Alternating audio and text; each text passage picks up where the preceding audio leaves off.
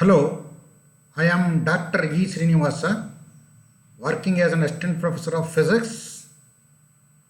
In this video, I am going to explain some concept of planar motion, which is a chapter for first BSc physics and for first SEM students. The learning objectives of the study are time derivative of a vector, review of coordinate systems, instantaneous velocity and acceleration in Cartesian coordinate system, relation between Cartesian coordinate and polar coordinate system, and planar motion, that is motion in 2 dimension. Let us study the time derivative of a vector. Definition: if a vector is a function of a scalar variable, the vector can be differentiated with respect to the scalar, and the result is a vector known as derivative of the vector.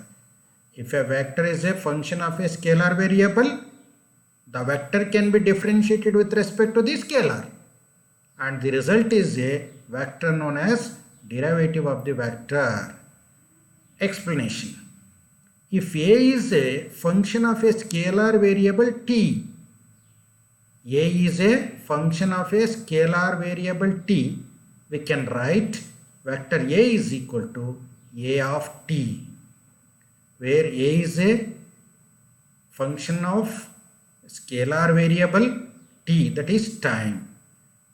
Delta A is a small change in A for a change in time delta t.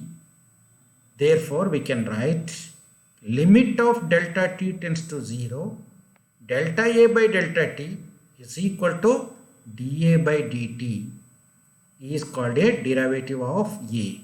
So, dA by dt is called a derivative of a vector A. That is, if a vector is a function of scalar variable, the vector can be differentiated with respect to scalar. Here dA by dt is the differentiation with respect to scalar, that is time dt, and the result is a vector, that is A, known as derivative of a vector. dA by dt is called derivative of a vector A.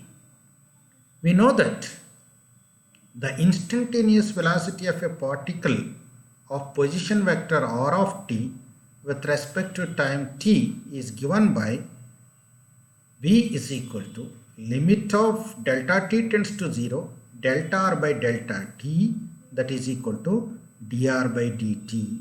So this dr by dt is called derivative of a vector v. This implies that instantaneous velocity of a particle of position vector r of t is the first derivative of r of t with respect to time.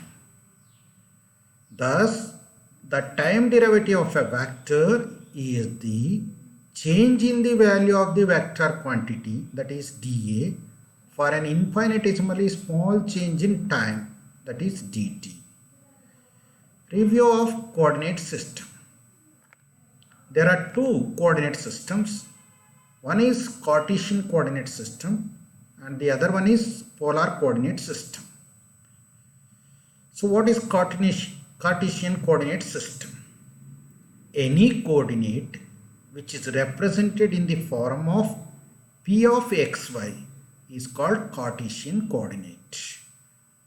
So we can know the position, velocity and also acceleration in the Cartesian coordinate system.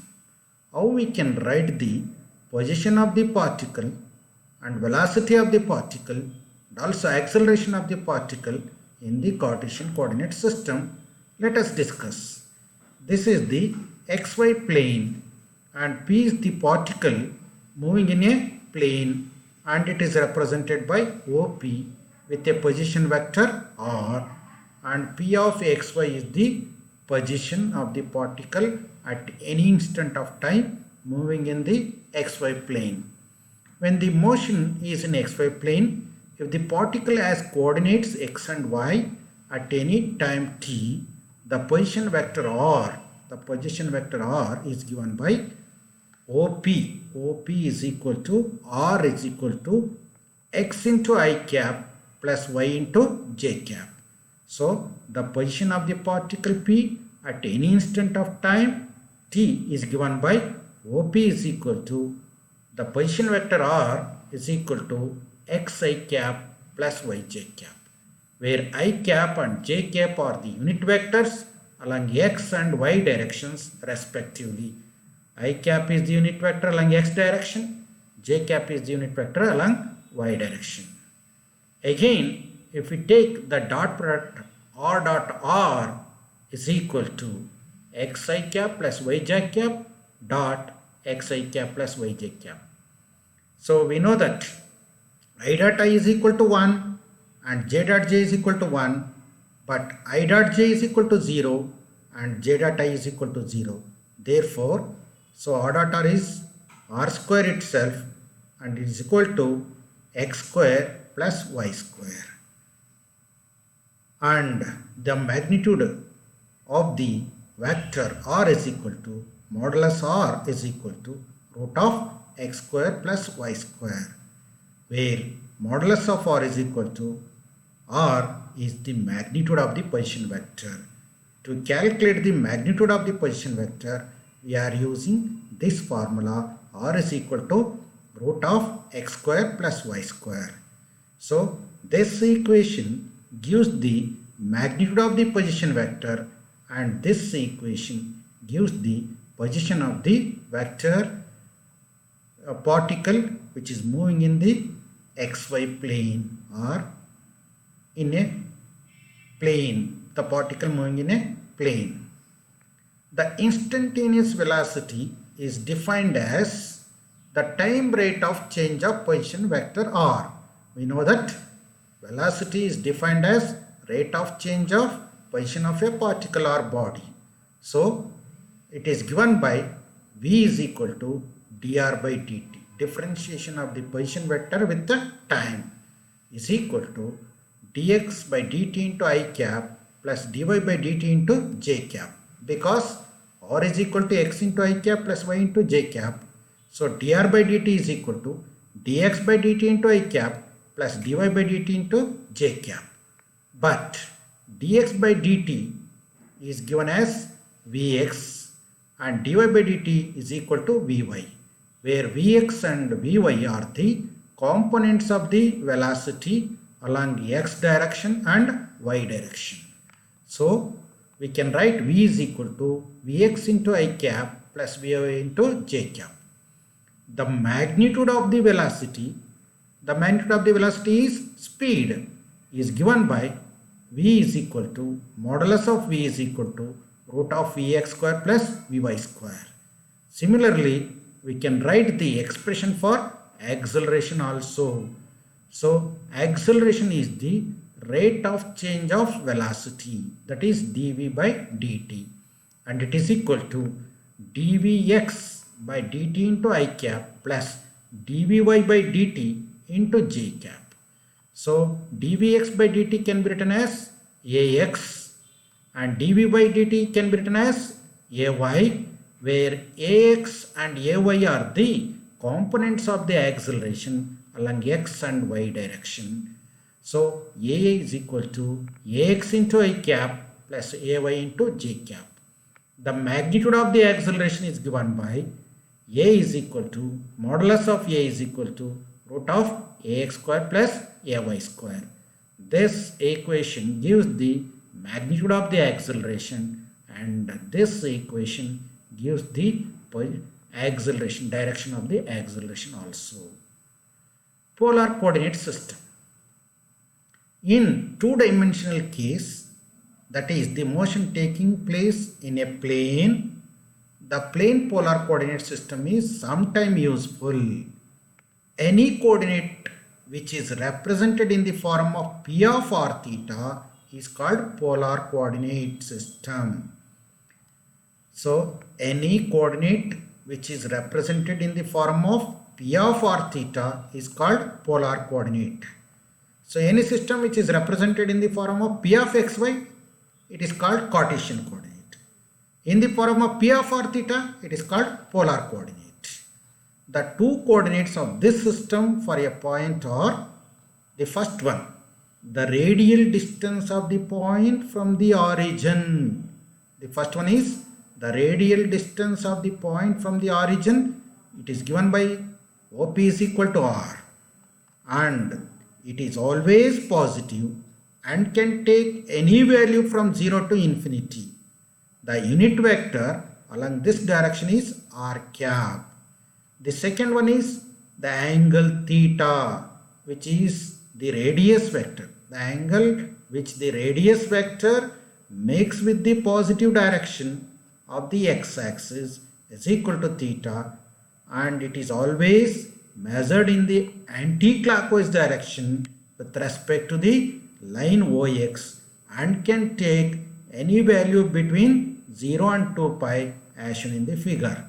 Here the first one is the radial distance r from the origin, and r cap is the unit vector along the r, and this can take any value from 0 to infinity. And the other one is the angle in which the radius vector makes with the x-axis, and it can take the any value from 0 to 2 pi. R can take values from 0 to infinity, and theta can take any value from 0 to 2 pi. For one complete rotation, the angle is 2 pi. The relation between Cartesian coordinate and polar coordinate system. The relation between Cartesian coordinate and polar coordinate system is given by, from the right angle triangle OPQ. Here the right angle triangle OPQ, we can take cos theta. Cos theta is equal to adjacent side by hypotenuse. Adjacent side is OQ and the hypotenuse side is OP, and OQ is equal to x and OP is equal to r. Therefore cos theta is equal to OQ by OP, OQ by OP, that is equal to x by r. If we cross multiply, we get x is equal to r cos theta. So x is equal to r cos theta, equation number 1. Similarly, if we take a sin theta is equal to opposite side by hypotenuse. Opposite side means PQ. Hypotenuse means OP. So sin theta is equal to PQ by OP, but PQ is equal to y and OP is equal to r. So sin theta is equal to y by r. Cross multiply, we get y is equal to r sin theta. Call this as equation number 2. So x is equal to r cos theta, equation number 1. Y is equal to r sin theta, equation number 2. We know that in Cartesian coordinate system, the position vector is given by OP is equal to r is equal to x into I cap plus y into j cap. Substitute for x and y from equation 1 and 2, we will get r is equal to, instead of x, r cos theta, instead of y, r sin theta. So r is equal to r cos theta into I cap plus r sin theta into j cap represents the position of the vector in polar coordinates. Continues. Relation between Cartesian coordinate and polar coordinate system continues. Squaring and adding equation 1 and 2. Equation 1 is x is equal to r cos theta. Equation 2 is y is equal to r sin theta. So if we go on adding equation 1 and 2, squaring and adding, x square is equal to r square cos square theta, y square is equal to r square sin square theta. Adding equation 1 and 2, we will get x square plus y square is equal to r square, and sin square theta plus cos square theta is equal to 1. That is why we get x square plus y square is equal to r square.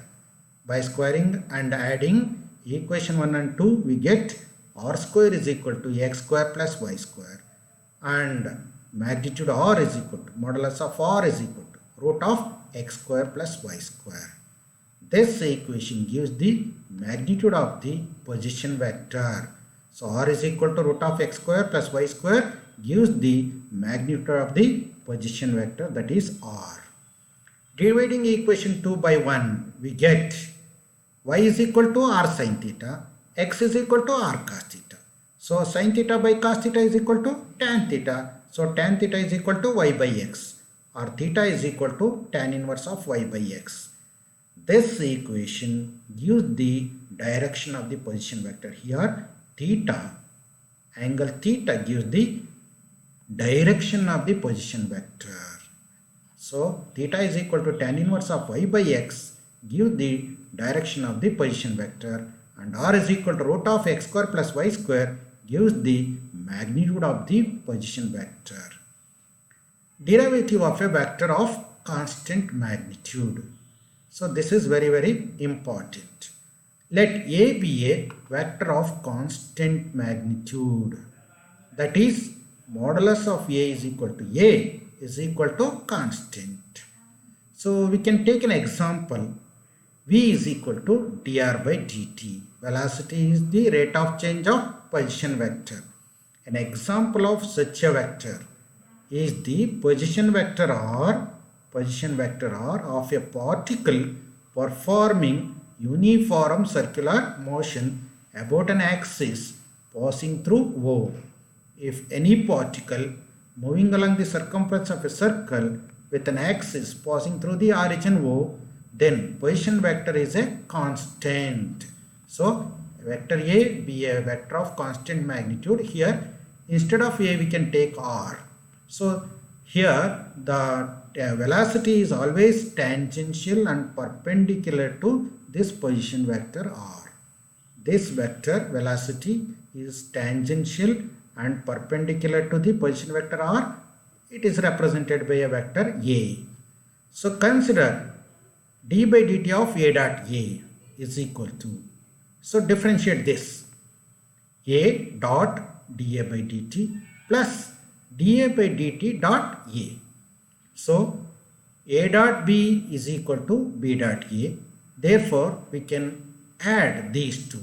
We'll get 2A dot dA by dt. Now once again d by dt of A dot A is equal to d by dt is of A square is equal to 0, because dot product of the two vectors is always dot product of a vector itself is equal to square of its magnitude, that is d by dt of A square is equal to 0, because A is a constant. Differentiation of constant is equal to 0, because A is constant. Differentiation of constant is equal to 0.